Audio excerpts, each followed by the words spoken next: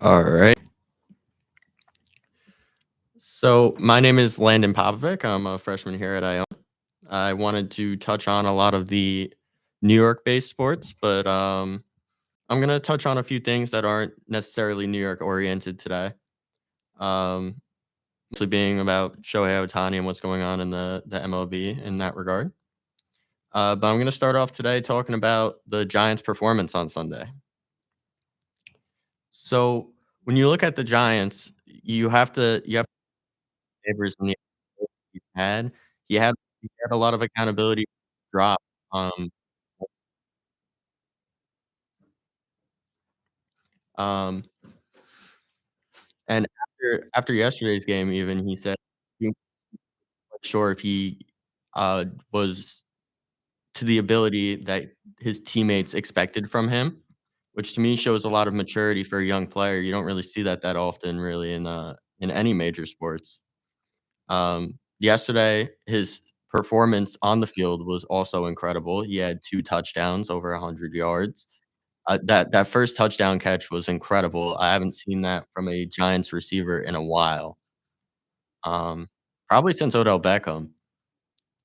He's also the first rookie with 20 receptions and 3 touchdowns through his first 3 games, which in and of itself is super impressive, and considering the Giants haven't really had much expectations of them at all this year, it's definitely a great sight to see.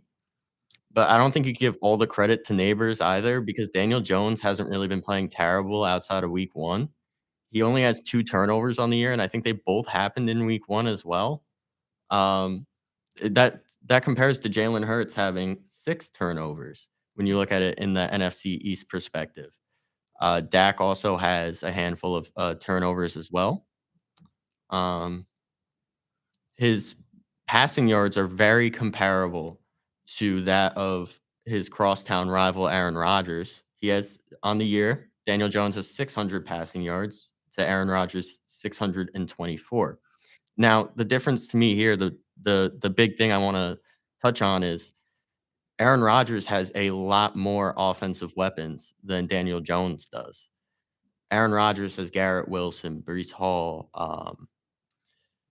Allen Lazard. He has all of these different weapons he could throw to, he could touch on, and Daniel Jones really, outside of Malik Neighbors, doesn't have anyone. We saw Devin Singletary fumble the ball yesterday, which obviously was not ideal, because the game was getting close at that point as well.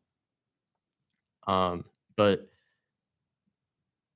it just makes what the Giants did yesterday that much more impressive. They were not picked by any experts to beat the Browns yesterday, and to me, that's what makes that Giants performance yesterday so important. Um, it also to me last week, they should have won and they could have won very easily if they would have just simply had a kicker.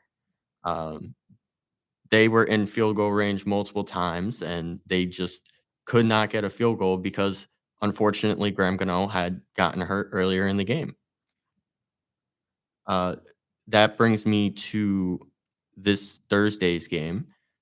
Daniel Jones has not played historically well on primetime games outside of his game versus the Minnesota Vikings back in 2022. Um, we flash back to last year when he played the Cowboys on primetime. He definitely did not show up. He didn't score a touchdown week 1 last year. But this is a different team. It looks like he's a little bit more composed. He's not really playing to prove his contract anymore per se, because I think regardless of what Daniel Jones does, they're not gonna keep him after this year, and I think he knows that. He's made his $80 million combined from last year and now this year. So, to me, he's just playing to play, and week 1, we saw him, struggle a lot, but now going into week 4 against the Cowboys have been struggling. It seems like their defense is giving up so many silly mistakes, which we haven't seen in the past from the Cowboys. The Cowboys defense was a top 5 defense in the league the past 3 years, and now to see this defense struggle like that, it brings some hope to me as a Giants fan that the Giants could win on Thursday, and I think the game's gonna be close. The line opened up at -4.5 for the Cowboys. Um, do I think the Cowboys are gonna win? Probably, because the Giants still don't have the same amount of weapons as the Cowboys and as other teams that are competing. So it's gonna be very hard, but there are obviously it's any given Sunday, or in this case, Thursday night, to see if the Giants can win. Um, like, you look at what the Cowboys' performance was against the Ravens this past week. They looked absolutely pathetic. They in the first half especially, they only scored, I wanna say it was 3 or 6 points. I don't think they scored a touchdown in the first half. Towards the end, they did make the game close, but it still wasn't anything worth noting. Um, and that's why I think this Thursday is gonna be a big teller to see if the Giants can compete. Obviously, no one's expecting them to compete, so it's gonna be a huge surprise if the Giants can take down the Cowboys this Thursday. The I'm gonna move on to the Rangers opening up their preseason. Obviously, the preseason isn't that big of a deal. You're just trying to see what the system has, how the players were conditioned in the off season. But to me, there was a huge bright spot seeing Filipino score yesterday. Hedo was someone that's been out. He's been dealing with a lot of concussion issues. Some said he was going to retire because his concussion trauma was so terrible.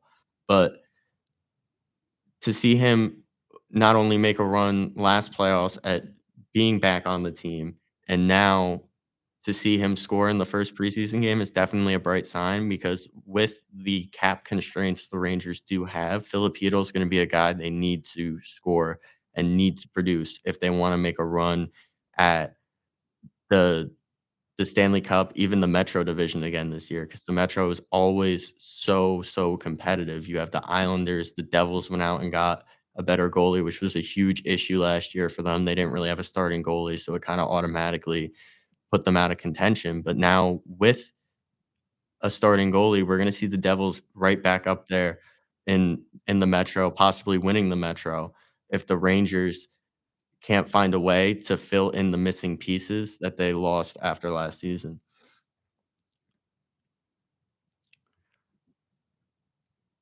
I'm gonna move on to a big topic, and to me, a lot of people are talking about Shohei Ohtani and what he's doing.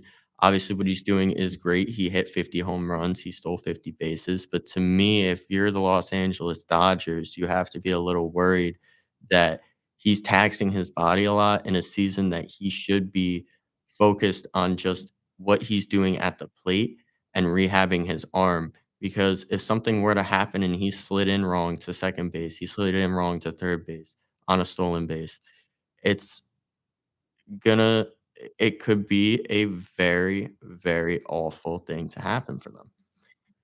He could easily jam his arm in a way that would put him out for next season, not only as a pitcher, which they're hoping they have him back next season for, but as a hitter as well. And it's gonna be interesting to see, to me. I saw him steal bases yesterday, and I thought after he got 50 stolen bases, that was gonna be it, because I thought that now that he had the 50 stolen bases, he was gonna conserve his energy a little bit, especially with the playoffs coming up, and like I said, the injury risk that are involved in stealing bases. I tried looking into seeing how many of Shohei Ohtani's stolen bases actually landed up producing runs, and I could not find it, but to me, I don't know how much the risk really outweigh the rewards here with Shohei Ohtani stealing these bases. Now, one player no one's talking about is Jose Ramirez over in Cleveland. If a 50-50 season is such a big deal, if a 40-40 season is such a big deal, why is no one talking about Jose Ramirez? Right now, he has 37 home runs and 40 stolen bases, so that brings him to 3 home runs off of a 40-40 season. And to me, what Jose Ramirez is doing is so much more impressive than what Otani is doing, because Otani has that stacked lineup, Mookie Betts, Freddie Freeman, um, Will Smith, all of these guys he has in this lineup. Jose Ramirez doesn't really have anyone. He's got Josh Naylor in his lineup. I looked at their lineup that they put out yesterday, and there wasn't a single batter outside of him and Josh Naylor that had an OPS above 700, and 700 is league average. So, to me, the fact that no one's talking about Jose Ramirez and what he's doing and what he has been doing the past decade he's been in the league is very disappointing. Because I thought that we were finally getting to a point in baseball where small market teams were getting the recognition that their players deserved and that their teams deserve, that their organizations deserve, that can maybe one day catapult it to the point where luxury tax and all of this doesn't really play a factor because they all have these stars. But the fact that they're not getting this recognition, Cleveland has 90 wins this season, and without Jose Ramirez, who's to say they even have 81? I think a lot of people are talking about Aaron Judge versus Otani, but if we're keeping it in this realm of stolen bases and how valuable stolen bases are, which, like I said, I don't really know how much value you can hold to a stolen base. Because when you look at the war between Judge and Otani, Judge's war is 2 points higher. And right now, in the decade of baseball we're living in the era of baseball, WAR is that prime stat that everyone looks at to see who is truly the best player, who's truly helping their team win. When people are glorifying what Shohei Ohtani's doing with 50 home runs, 50 stolen bases, they're not really talking about the fact he doesn't play the field, that there's nothing else outside of his game right now besides the fact that he hits. And who's to say he comes back and is even a great pitcher, that he can reproduce his MVP seasons he had in Anaheim? Who's to say he's gonna have the longevity he had before? Arm issues are very tricky,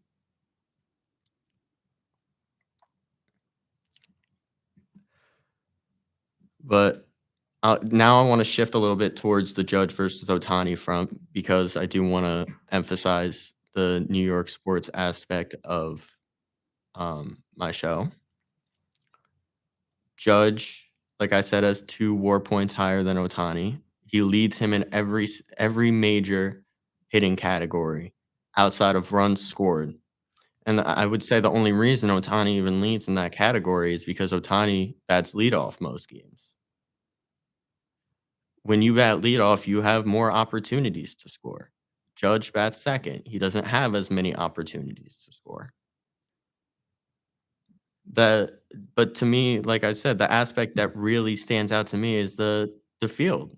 The ability to play the field, you can't get that back. They have to put someone else in their lineup that might be a dead spot in the outfield for the Dodgers. Chris Taylor hasn't been what they thought he was gonna be.